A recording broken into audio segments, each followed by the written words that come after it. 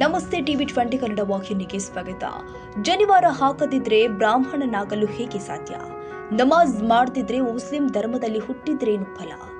Cross ಹಾಕದಿದ್ರೆ Christian ರಾಗಲು ಸಾಧ್ಯವೇ? ಹಾಗೆ ಇಷ್ಟಲಿಂಗವನ್ನ ಧರಿಸದೇ ಇರುವವನು ಹೇಗೆ ತಾನ ವೀರಶೈವ ಲಿಂಗಾಯತನಾಗಲು ಸಾಧ್ಯ? ಅದಕ್ಕಾಗಿ ವೀರಶೈವರಾದವರು ಇಷ್ಟಲಿಂಗವನ್ನ ಧರಿಸಲೇಬೇಕು ಅಂತ ಬೆಳಗಾವಿ ಹುಕ್ಕೇರಿ ಹಿರೇಮಠದ ಶ್ರೀ ಶಬ್ರ ಚಂದ್ರಶೇಖರ ಶಿವಾಚಾರ್ಯ ಮಹಾಸ್ವಾಮಿಗಳು ತಮಿಳುನಾಡಿನ ಸೇಲಂ ಶ್ರೀ ವೀರಭದ್ರೇಶ್ವರ ದೇವಸ್ಥಾನದಲ್ಲಿ ಜರುಗಿದ ಇಷ್ಟಲಿಂಗ ದೀಕ್ಷೆ ಕಾರ್ಯಕ್ರಮದಲ್ಲಿ ಸಾರಥ್ಯ ವಹಿಸಿ ಇಷ್ಟಲಿಂಗ ದೀಕ್ಷೆಯನ್ನ ಕೊಟ್ಟು ಮಾತನಾಡಿದರು. ಶ್ರೀಗಳ ಮಾತಿಗೆ ಸ್ಪಂದಿಸಿ ತಮಿಳುನಾಡಿನ ವೀರಶೈವ ಜಂಗಮರು ಮತ್ತೆ ಡಿಸೆಂಬರ್ ತಿಂಗಳಲ್ಲಿ 1,008 ಜನರಿಗೆ ಇಷ್ಟಲಿಂಗ ದೀಕ್ಷೆಯನ್ನು ಏರ್ಪಡಿಸುವುದಾಗಿ ಸಭೆಯಲ್ಲಿ ಸಂದೇಶವನ್ನ ಕೊಟ್ಟಿದ್ದಾರೆ.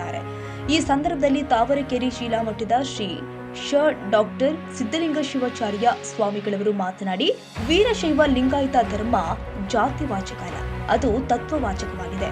ಎಲ್ಲರೂ ಇಷ್ಟಲಿಂಗವನ್ನ ಧಾರಣೆ ಮಾಡಿಕೊಳ್ಳಬೇಕು ಎಂದಿದ್ದಾರೆ. ಪುರಾತನ ಶರಣರು ಅಂತಂದ್ರೆ 63 ಪುರಾತನರು. ಪುರಾತನ ಗಾಡಿಯಾಗಲಿಂದ 63 ಪುರಾತನರೆಲ್ಲರೂ ಕೂಡ ತಮಿಳುನಾಡಿನಿಂದಲೇ ಬಂದಿರುವವರಾಗಿರುವುದರಿಂದ ಇಡೀ ಭಾರತಕ್ಕೆ 63 ಪುರಾತನರ ಕೊಟ್ಟ ರಾಜ್ಯ ತಮಿಳುನಾಡು. 63 அடியார்களும் தமிழ்நாட்டிலிருந்தே வந்திருக்கிறார்கள் என்பதை 63 தெரிவித்துக் ವೀರಶೈವ ಸಿದ್ಧಾಂತ ಬಹಳ ಶ್ರೇಷ್ಠವಾಗಿರುವ ಸಿದ್ಧಾಂತ. ವೀರಶೈವ ಸಿದ್ಧಾಂತம் என்பது மிகவும் முக்கியமான தலையாய ಸಿದ್ಧಾಂತமாகும். ಇದಕ್ಕೆ ತತ್ವಗಳ ತ್ರಿಪುಟಿ ಎನ್ನುತ್ತಾರೆ. இதனுடைய தத்துவங்களை ತ್ರಿಪುಟಿ என்கிறார்கள். ಅಷ್ಟಾವರಣ, ಶತಸ್ಥಲ, ಪಂಚಾಚಾರ. ಅಷ್ಟಾವರಣಂ, ಚತುಸ್ಥಲಂ, ಪಂಚಾಚಾரம் என்று இது மூவகைப்படும். ಅಷ್ಟಾವರಣವೇ ಅಂಗ, ಅಷ್ಟಾವರಣವೇ ಅಂಗಂ முடிவு. ಪಂಚಾಚಾರವೇ ಪ್ರಾಣ, பஞ்சாச்சாரம் என்பதே பிராணனாகும்.